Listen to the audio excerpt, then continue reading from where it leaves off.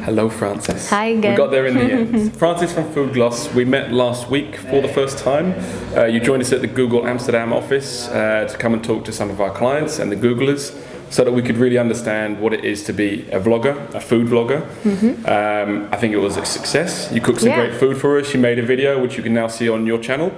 Or you can soon, at least. Exactly. We wanted to have a few follow-up questions just to do a bit of a deep dive into what it is to be a YouTube vlogger. To understand you a bit better, and hopefully educate ourselves and our fellow Googlers about our YouTube creators. So, how did you get into working with food? Since I was a little girl, I stood in the kitchen with my mother and made like pancakes, pastas, etc. So the cooking was there for me for years now. But I collaborated with one of the beauty bloggers, Masha from FoodGloss.nl. I found out that she makes videos on the internet, and one video about putting on lipstick gets over more than 100,000 views, and I thought, this is crazy. What is this? What's happening? So I did some research, and I thought, if she can do it, I can do it with my passion, and that's cooking. So then we collaborated, and we also went to her agency. That's Social Influencers. That's now also my agency, and together we started FoodGloss. Very cool. Yeah. And you're a year old. Yeah, today. Congratulations, happy birthday. Thank you so much.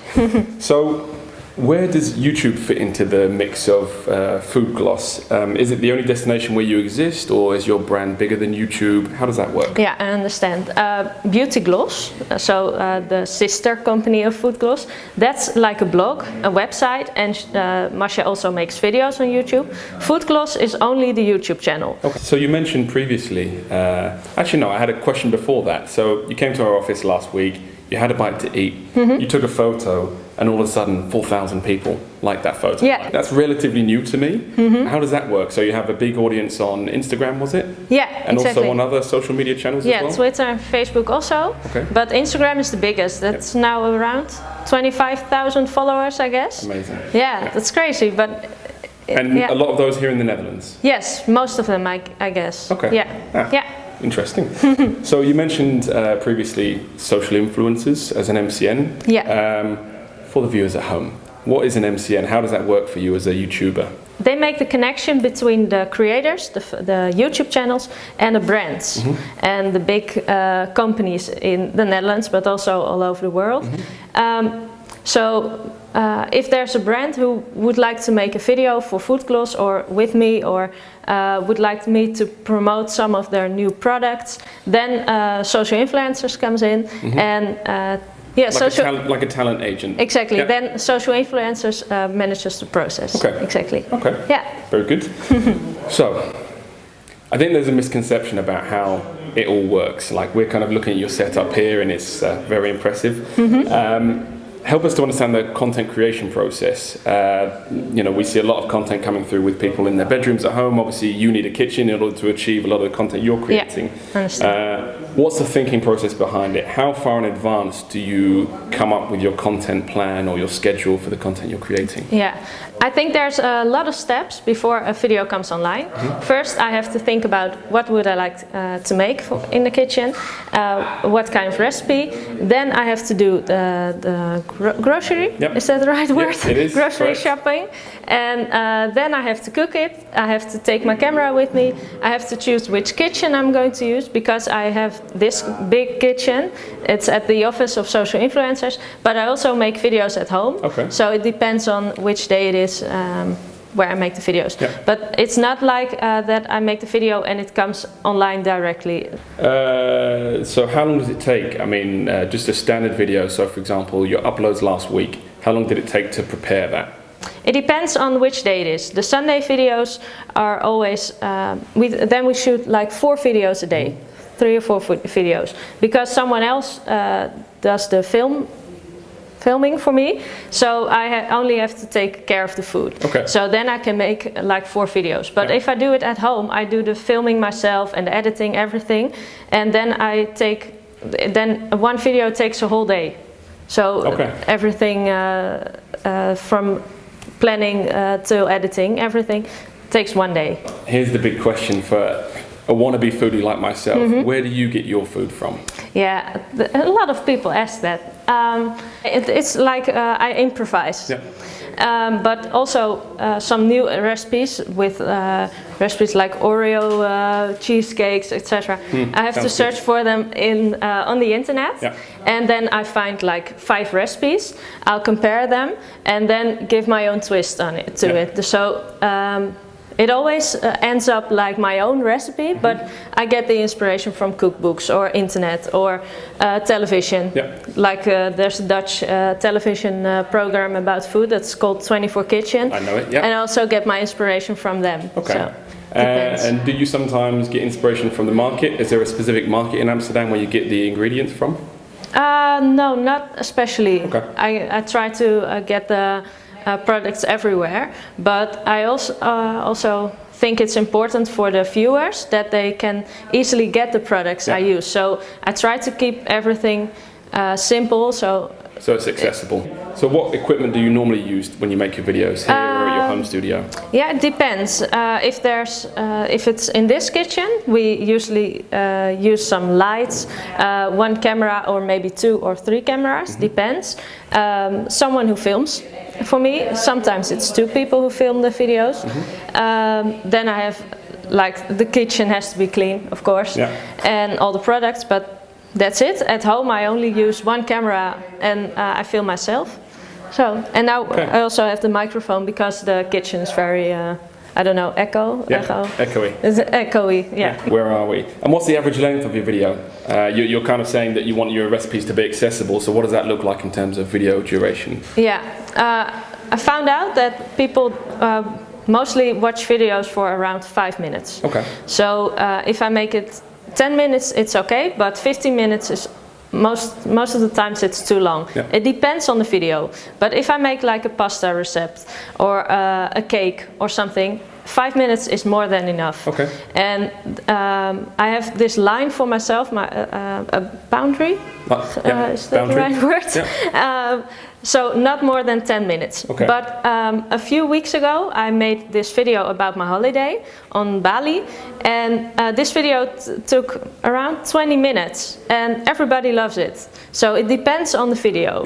But I think 20 minutes most of the time is way too long. But it's more like a special feature. A special feature. So we spoke about it briefly on a previous question, but how long does a video stay in post-production normally before it goes live? I think most of the time it's like a week. Okay. I love to be on time with everything. And is that important for your audience as well? Yes, it is, because if I say there's a video on FoodGloss every Wednesday and Sunday, and there's no video on Sunday, they will ask where's the video, and you're disappointing us, etc. So it could happen.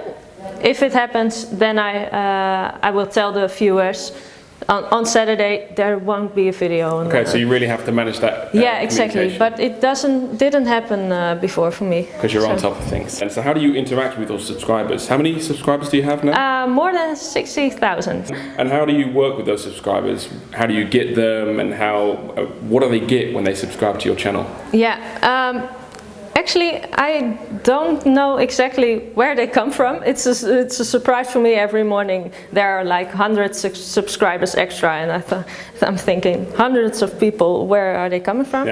But I think there's a lot of things that make a YouTube channel successful. One of the most important things I think is be yourself. And don't try to do everything too perfect. Look, my English is bad right now, but I'm trying. And better than my Dutch. But I'm trying, and I think people will love the video. Yeah, it's authentic. Right? Yeah, exactly. Sure. With bad English or something. If I do it perfectly, then maybe it's less interesting to see. So it depends, but I'm always myself. If I make a mistake, I'll leave it in the video. Once a new video's uploaded to your channel, or to Masha's channel, or wherever you want to put it, what does success look like for you? What's your target when you put a video, aside from getting your message out there? The thing I get happy about is the comments. Okay. Maybe it's not the right thing to say about success, but if everybody is happy with the video and they let me know it's fantastic, or oh, I want to make it also or something, then for me that's success. Yeah. And next to that, always every day the hundreds of new subscribers, also that's success, right? 60,000 subscribers is much. Yeah. So I think that's success, but yeah, getting everybody happy, including myself, that's success for me. You know, it's a good looking channel. Is that something that you guys really, when you do the post-production, are you thinking about, you know, what's the description that best describes the dish? Yeah, we always make like our thumbnails, right? With a purple spot in front with FoodGloss in it, and then the title of the video. So people will recognize the videos when they come online. Yeah, we think about it a lot, and also the titles, they have to be like interesting to click on. Mm-hmm. There's a description bar behind the under the title. I hope I'm clear. You are clear. You have the title and then you have the description bar. And in the description bar, we also put the title again. Okay. So then your video will be on top sooner. On searches? Yeah. Yes. Charles told me that from Google, yes. Good. Yeah. Good. Some audience optimization. Yes. So Francis, what are the challenges of being FoodGloss? Like, what stops you from growing to the size that you would like to be as a channel?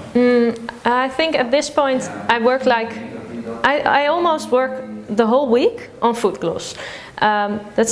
Maybe it sounds a little crazy because I only have like 3 videos a week, but they take so much time, it almost takes my whole week. Next to FoodGloss, I still work as a dance teacher and I work in a restaurant. And I think that's my biggest frustration at this moment, to combine those two. And I'd rather put my whole energy in FoodGloss and stop with the other jobs, but at this point it's not possible yet, but maybe in the future. Yeah. So there's maybe a small connection between that question and my next question.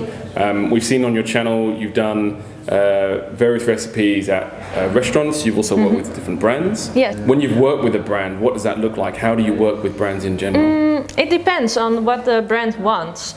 The people who watch my videos don't want me to stand here with a product and with a t-shirt. With a t-shirt, or but it's possible. But then it doesn't.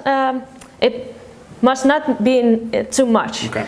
Also, not the forcing, pushing too hard. So if I stand here, look, this is fish from Iglo, you all have to buy it, then nobody's going to buy it. But if I make like something fun out of it, people will love it, and they recognize themselves in me, and they think, oh, I can do this with my friends too, and then they will buy the product. So yeah, it's win-win for everybody. And when you're making a video with a brand, do you ever use things like the description space under the video, or annotations, or anything like that to kind of link? There are also brands who don't want a whole video with all the marketing, etc. But they only want their link in the description. So that's also an option. Okay. Yeah, there's a lot of possibilities, and you can think out of the box. Yeah. So to revert back to one of the first questions, the process would be that a brand is interested in making some content, reaching an audience, or delivering a certain message, shall we say? They come to you and you think with the brand, or or do they just come and tell you what they want and then you... No, that also happens. Most of the times Dan takes this part on him, so I don't know in detail what happens, but I think we always come to a point that we're both happy. So the brand and also FoodGloss is happy. So thank you for telling us about the content creation process. So my question for you, be it on YouTube or anywhere, is what's next for FoodGloss? Hard question, because I actually like what I'm doing right now, and some people ask me, do you like to be on television or something? Yeah, maybe, but I don't think if television is an option, I don't think I will stop with the YouTube videos, because I have so much fun having the direct contact with the viewers. I actually make everything they ask for, or not everything, because it's like hundreds of... Yeah, I don't think you have that like on television or something, but maybe in the future I will make like a cookbook or something. Maybe. Very cool. That would be nice. Old school. Yeah, they asked for it. Like, can you make a book? Yeah, maybe. Yeah. But I don't know. Make it like a video book, a tablet filled with your recipes. Oh, maybe that's cool. a good idea. Yeah. Okay, so my last question, you thought the last one was hard. If you could create one piece of content Yeah. with a special type of food, person, yeah. or a special technique, or a special technology, better than this microphone that you're already Yeah. using, what would it be and why?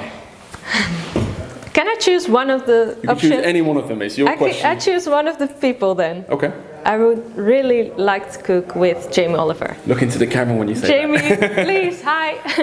I talked to the people from FoodTube Yep. at the event Yep. last week, and yeah, maybe in the future we can do something together. But that's one of my main wishes. Yes. Okay. Well, Frances, thank you very much for your Yeah, time. thank you. I understand you're a very busy lady, and I think that we got a much better idea of what it is to create content hope on so. YouTube as a food vlogger. I hope everybody can understand my English. I'm sure they can. Okay, thank you. Thank you very much. Thank you. Cheers. Okay, bye. Bye.